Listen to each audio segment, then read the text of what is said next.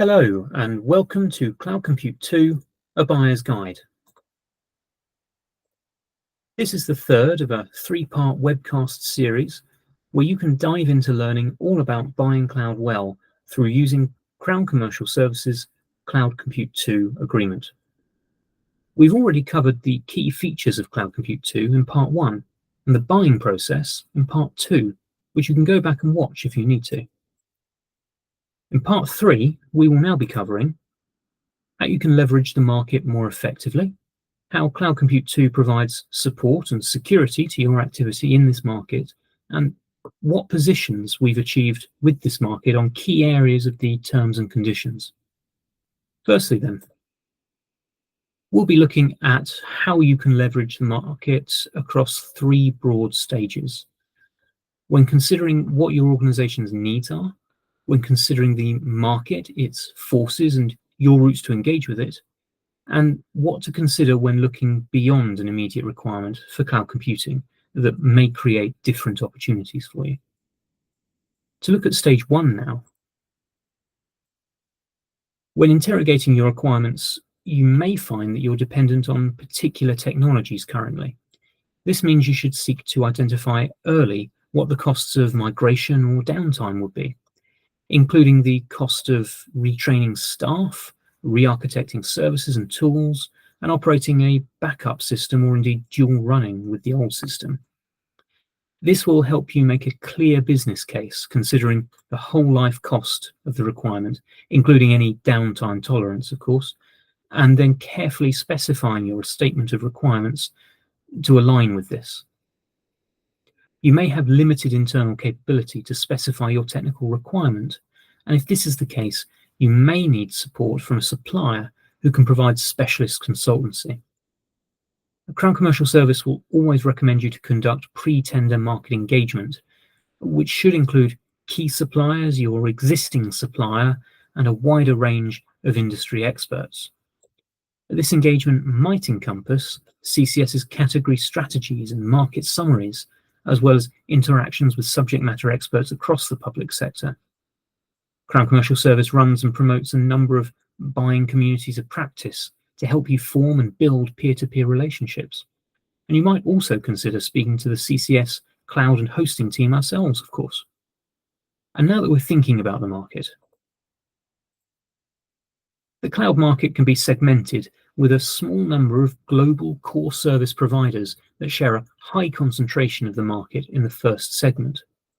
The method of their service provision is transactional and self-service generally, with standardized contractual positions. Each of the core service suppliers operates under their own version of the shared responsibility model. These generally demonstrate that the supplier is responsible for securing their infrastructure, including the patching and security protocols for it, as well as of their premises and systems, but that the buyers are responsible for the way in which they use the services and the data that they transfer. Across the second segment of the market, suppliers are much more numerous and offer value-adding ancillary services that may be specialized towards a particular core service supplier's environment or be operable across many. When buying from one or both of these segments, you'll be met with a number of different commercial models. Some Tier 2 suppliers will offer discounted rates of resold core service consumption offset by the purchase of ancillary services, while others offer discounts on ancillary services by retaining some of the discounts they have achieved on the core services. Large discounts can be accessed through public sector discount programs, such as Crown Commercial Services Memorandums of Understanding, or MOUs, with strategic suppliers, which can improve both indirect and direct commercial offerings.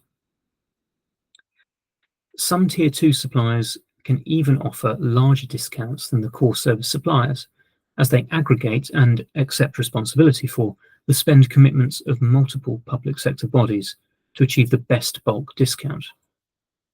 Frameworks which set standard terms negotiated based on the combined buying power of all users of the agreement rather than any one, and which provide cost transparency and competition, can help reduce your level of risk when contracting in this market.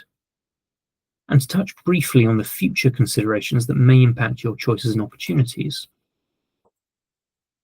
Well, there are several tools and services available today that can help you manage and maximize both your cloud usage and the added value. FinOps are a great example, enabling you to understand and act on your actual usage and to reduce the cost of unused capacity, as if you were turning off the lights as you leave a room. Additionally, operating across multiple cloud environments can serve several key purposes, either by providing redundancy or backup, or by allowing you to pick and choose where new workloads will be held, depending on which environment is best suited to that particular job at that particular time. Some services offered by suppliers can enable cross-cloud working or be operated on multiple clouds without loss of functionality, allowing you to connect, switch between, and operate multi-cloud. Meanwhile, layers of separation between public cloud and other infrastructure can enhance security of data and systems and should be considered. All the largest cloud vendors operate their own marketplaces, which act as access to services typically provided by third parties. Marketplaces provide an easier method of transaction by combining your bills into one monthly invoice. However, it is likely that the contract for the third-party services will be separate from your core services contract. Therefore, it is important that you maintain your regulatory compliance and that you are aware of and can manage those relationships and any associated risk. Marketplaces represent an opportunity for buyers to access valuable services and tools, but must be engaged with in a considered and controlled manner in order to maximize their value. On the next slide, we'll look at some of the ways that the Cloud Compute 2 framework specifically supports buyers engaging with the cloud market. So how does Cloud Compute 2 help you to leverage this market? Well, CC2 supports buyers at any stage of their cloud journey, actually, with both direct and indirect access to core services from cloud providers, as well as value-adding ancillary services and professional services too. In order to provide this support, CC2 Lot 1 contains every strategic supplier currently active in the market, and this allows you to directly compare catalog offerings for the core services you need.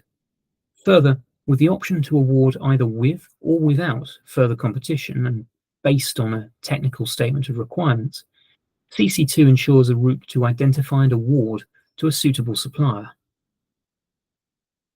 Cloud Compute 2 also enables best practice when procuring large and/or more complex cloud requirements, given how specialized each individual buyer's requirement will be. This provides access to a wider range of services and the opportunity to secure those services at best value, rather than through limited offers. The Cloud Compute 2 terms and conditions balance risk and responsibility between the buyer and supplier, and in a manner best suited to this market, and they're governed by a clear order of precedence as well. Multiple layers of supplier terms, of course, can be hard to manage and create ambiguity and contractual risk. So Cloud Compute 2 creates a clearer and more transparent taxonomy of the applicable terms to enable a more robust risk management process for buyers. For example, the applicable supplier terms include product or license-specific terms and SLAs, or service level agreements, as well as the third-party terms that may be a part of the services being transacted. Every core service supplier in Cloud Compute 2 has a data protection agreement and an acceptable use policy, which are defined as part of the supplier's general terms. And finally, the special terms are applicable where a buyer wants to make use of private pricing arrangements, for example, government commercial deals that may have been negotiated through memorandums of understanding and strategic supplier partnerships. We'll now look at the last section of this presentation. And the subheadings highlighted on this slide represent important elements of the terms and conditions for requirements in this particular market. The template call-off terms contained within Cloud Compute 2 represent standard government positions, and they include an applicability matrix in this framework that highlights these key areas, and this enables buyers to identify how far potential amendments such as those identified by suppliers during pre-tender market engagement perhaps differ from the standard positions in Cloud Compute 2.